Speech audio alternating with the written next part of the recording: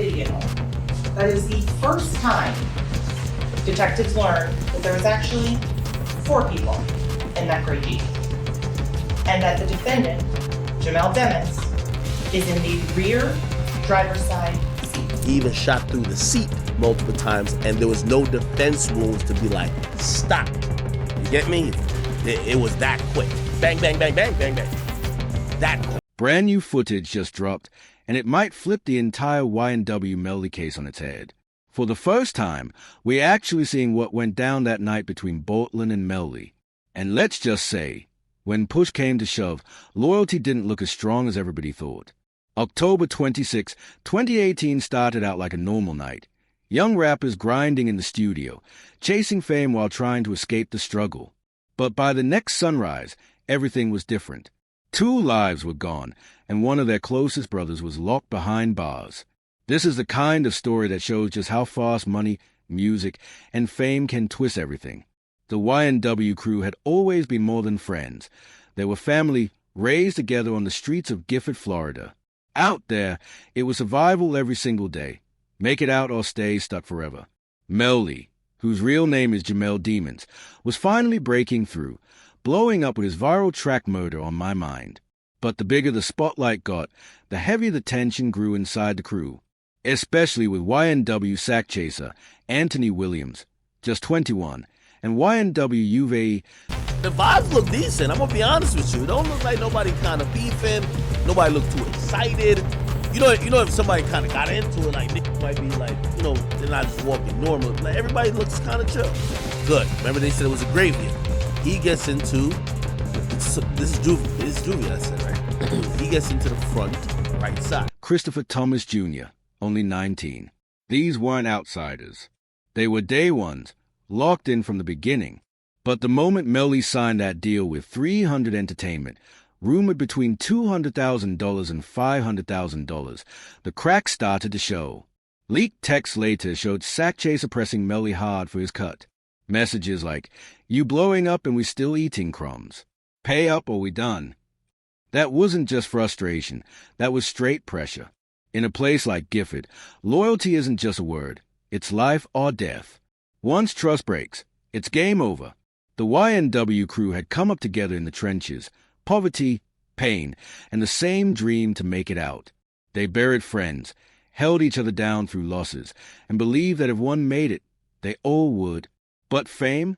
Fame will change anybody. And Melly's rise wasn't slow. It was rocket fast.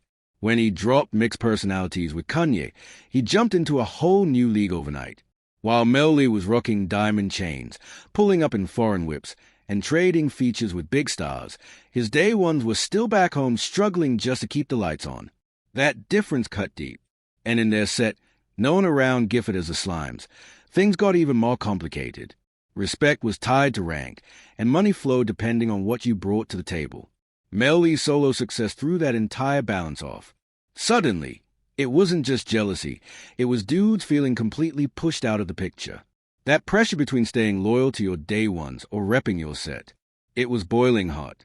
On the night in question, the crew was chilling at New Era Studios, laying down tracks like it was any other grind. Everything looked normal, calm even, as they walked out. Surveillance footage showed no tension. He was shot through the seat multiple times, and there was no defense wounds to be like, stop. You get me? It was that quick. Bang, bang, bang, bang, bang, bang. That quick. To stage the shooting, because they believe people were already dead, they hopped out the car, and then they shot up the car afterwards, and they believe those bullet cases they found in that spot was 40. No drama. Just 4 brothers heading out together. But in the streets, people know, still waters run deep. Just because it looks peaceful doesn't mean there ain't a storm brewing. Behind the smiles, something had already snapped. By 4:08 a.m., security cameras caught all 4 riding out in a rented gray Jeep Compass. That image right there, it told its own story. Sack chaser slid into the front passenger seat, the spot everybody in the streets calls a death seat. That detail alone had folks whispering, because in street code, seating arrangements can say more than words ever do. Melly slid in right behind the driver, the very spot prosecutors later painted as no coincidence. Too perfect of a seat, full view, full reach. They claimed the setup was deliberate, and by the time the Jeep hit those empty streets near Miramar Parkway between 4:10 and 4:20 a.m., everything exploded. Shots rang out from the back left, quick and precise. No warning, no hesitation. Sack Chaser got torn up, head, neck, chest. Juvie caught shots too, his wound showing he never saw it coming. It wasn't messy or wild. It was surgical. The examiner's report revealed Sack Chaser took a bullet through the back of his head, shattering the front windshield on exit. Juvie was hit in the face, straight on, never even turning his head. The angles told a chilling story. Nobody flinched, nobody resisted. The precision made it look more like a plan than a fight. Remote location, no cameras, no witnesses. Every detail screamed setup. What struck people hardest was how calculated it all seemed. These weren't wild shots in a panic. They were deliberate, even cutting through seats. Forensics showed some bullets hit after Sack and Juvie were already gone. That's when it stopped looking like murder in the moment and started looking like staging. Like someone wasn't just pulling the trigger, but shaping the scene. Mr. Demmons responds very succinctly, I did that. And they sit and they walk side by side for an hour, that mile-long stretch, looking for evidence of this drive-by. Because evidence is the remnants a crime leaves behind.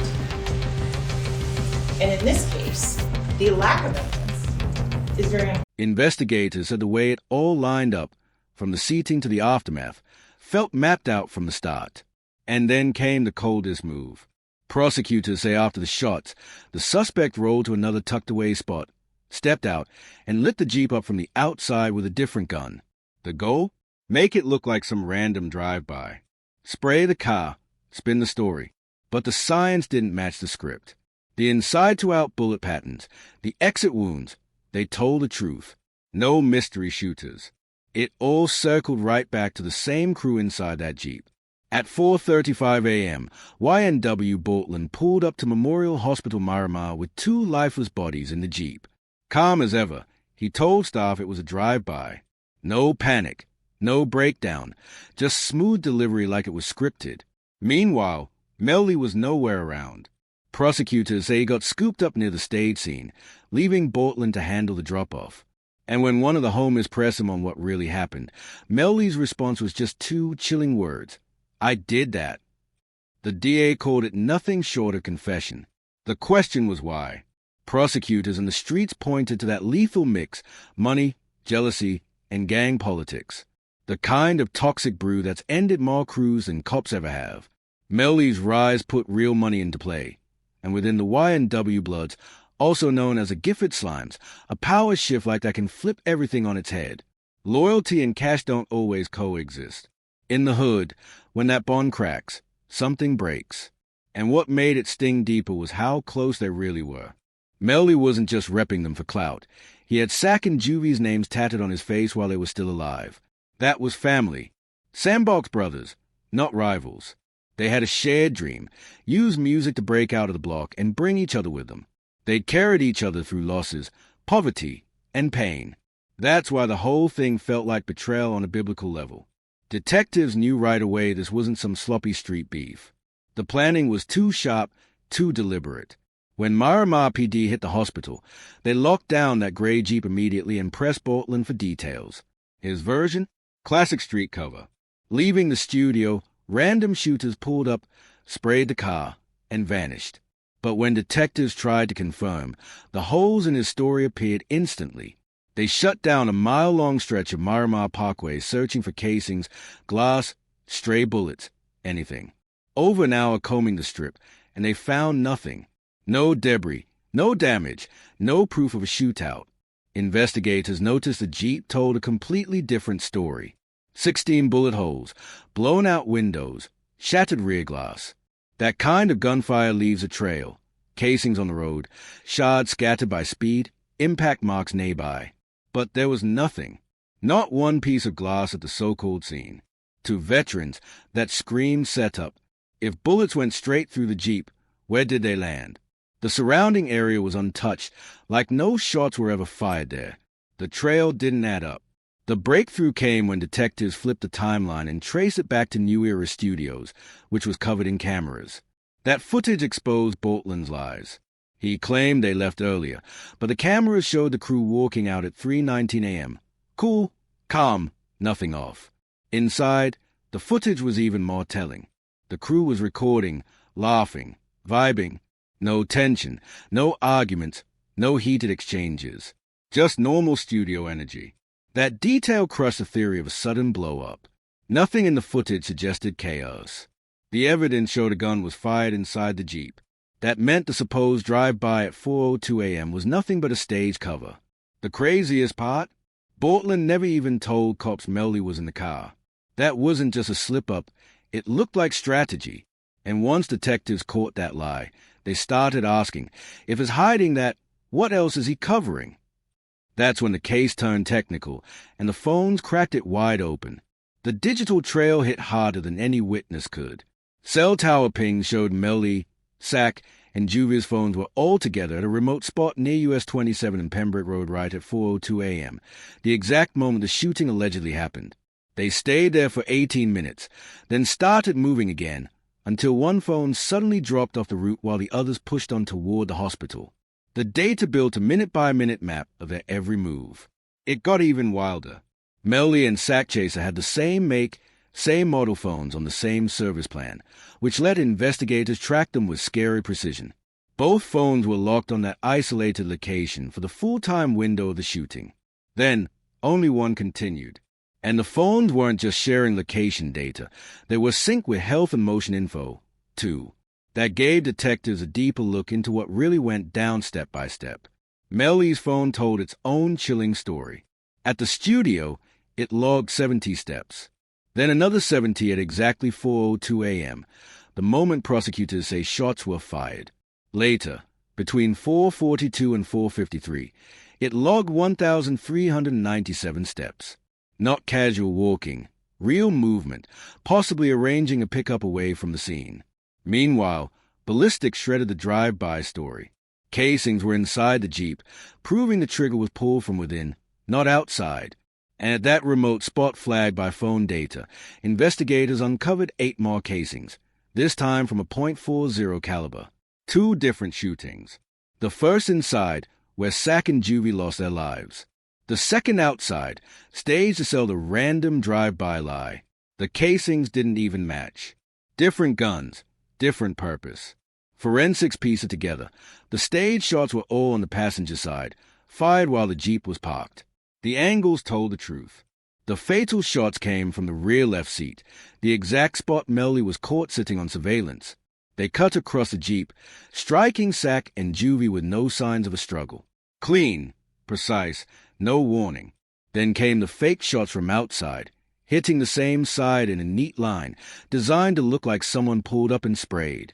But experts said they were fired from fixed positions, and the victims were already gone. The medical examiner confirmed the coldest part. Those stage bullets hit lifeless bodies. That wasn't panic. That was calculated. Even worse, digital receipts showed Melly FaceTimed his girl right after, still at the staging spot, already building his alibi. He dropped pins asking for a ride, coordinating the story in real time. But when the case hit trial in 2023, the verdict slipped. 8 jurors said guilty. 4 said not guilty.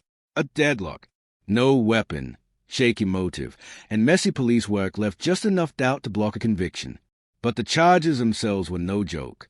Counts 1 and 2, first-degree murder with a firearm, capital offenses, maximum and mandatory sentence, life in Florida State Prison. Counts 3 and 4, accessory after the fact, first-degree felonies, each carrying up to 30 years. On paper, the system was holding 2 sledgehammers over their heads. 4 years, Melly and Bortlen kept the same script. Silent, loyal, both claiming they were just victims of a random ambush. But loyalty hits different when the stakes turn into life sentences. On September 9th, 2025, that loyalty snapped. Hours before jury selection for his own trial, Bortlen broke. After 6 years of silence, he flipped, took a deal that didn't just save himself. It put Melly straight in the crosshays. The streets will call it betrayal. The system called it the crack they'd been waiting for. For 6 long years, Bortlen stood firm. Never folded. Never testified. He stuck to the story. It was a drive-by. But when you're staring down multiple life sentences with no way out, loyalty starts looking like a prison cell you'll never walk out of. That's the moment Bortlen traded ride or die for survival. And the timing was insane. His lawyers were prepped for battle. Jurors lined up, ready to hear the case. Then boom, game over. Prosecutors had been stacking charges like bricks, pushing him further and further into a corner. What started as accessory after the fact ballooned into 2 first-degree murder counts, witness tampering, gang activity, and more. 5 life sentences plus 75 extra years. It was no longer survivable. At first, he wasn't even painted as a trigger man, just someone who helped clean up. Heavy, but not impossible. But once Melly's trial stalled, the DA shifted gears. They leveled up the charges to full-on murder. And in Florida, that means mandatory life. No parole. No breaks. Judges can't shave it down even if they wanted to. It was pressure by design, and prosecutors knew it would squeeze him. After years behind bars, with no escape in sight, the weight finally broke him. Prosecutors sweetened the trap, ditched the murder charges, plead out to accessory, tampering, and unlawful use of communication device. 10 years in prison, followed by 6 years probation. That was the deal. From co-defendant to key witness, Bortlen's word is now the state's weapon. A brother turned state's evidence. And that move could change everything for Melly. The deal erased the charges that would have buried him for life, or worse. But shaving off time wasn't the real price. The real cost was his silence. Broken. The plea came with a profit clause. Bortlen had to give up a full sworn statement. No half-truths, no dodges, no street code. And that's where it gets deadly for Melly. Because the second he pled guilty to helping after the fact, he officially admitted there was a crime, and that he played clean-up crew. That admission alone blows a crater in the defense. For 6 years, Melly's team sold the story of a random drive-by. But with Bortlen's guilty plea, that narrative is dead on arrival. The system doesn't need speculation anymore. It's not maybe anymore. He put himself in the Jeep, by law, with DNA tying him to the scene. That move didn't just weaken Melly's defense. It nuked it. Prosecutors couldn't have scripted a better assist. The cold math made it simple. With credit for time served, good behavior, and a structured sentence, Bortlen could walk free in as little as 3 to 5 years. Compare that to rotting in a cell for the rest of his life if convicted of murder. That's not loyalty versus betrayal. That's survival versus death. And when survival is a prize, even the tightest bonds snap under pressure. Then comes a proffer, the so-called queen for a day deal. That means Bortlen has to spill every detail about what happened on October 26, 2018. If he lies or holds back, the deal collapses, and all those life sentences bounce right back. In other words, he's locked into truth. No edits. No rewrites. No walking it back. His sworn statement is now evidence. Solid. Heavy. And Melly is the one standing in its shadow. Street code says you never fold. But the justice system was never built for street code. It cages the loyal and rewards the ones who talk. Bortlen decided he wasn't dying behind bars to keep the silence alive. That silence is gone, and now is the state's star witness. When Melly's retrial kicks off in January 2027, prosecutors plan to use Bortlen as the insider with knowledge only a brother would have. That testimony could be the final nail. Melly's team is still fighting back, calling him innocent, accusing the DA of dirty tricks, and framing this as another young black artist being crushed by a system designed to destroy him. Supporters echo it. You'll really think Melly did that to his 2 best friends. But when you strip the emotion and look at the numbers, years served, mandatory life sentences, no parole, no escape, the choice Bortlen made starts to look less like betrayal and more like inevitability. And the toll is clear. When Melly appeared at his bond hearing, the years in isolation showed on his face. 6 years of locked doors, no freedom, heavy restrictions, and the shadow of a death sentence waiting in the background. Experts say that kind of confinement doesn't just wear down your body, it scrambles your mind. Melly's fighting the case, but is also fighting the clock, his own sanity, and the system itself. Now, With a retrial set in Bortlen flipping sides, the battle ahead looks brutal.